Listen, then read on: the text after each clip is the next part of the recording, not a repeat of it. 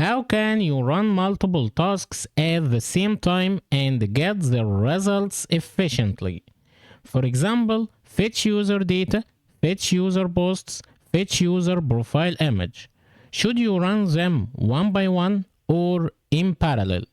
Kotlin coroutines use async and await for parallel execution. Let's talk about async and await. What is it?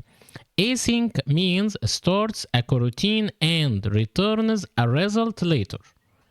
Again, async means starts a coroutine and returns a result later. Await will wait for that result. For example, val deferred equal async and then fetch data. Here is val result equal deferred dot await. What happens? Async returns deferred t, which means generic, a future result. Running tasks in parallel. Instead of sequential execution like val a equal fetch data 1 and val b equal fetch data 2 and so on, use async for parallel. Here is a val a equal async fetch data 1 and val b equal async fetch data 2. Then val result 1 equal a.await and result 2 b.await.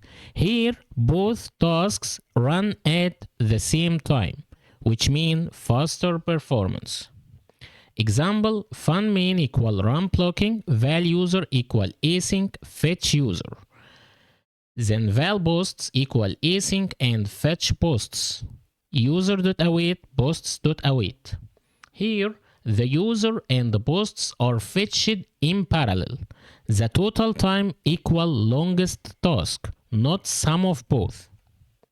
Sequential vs parallel.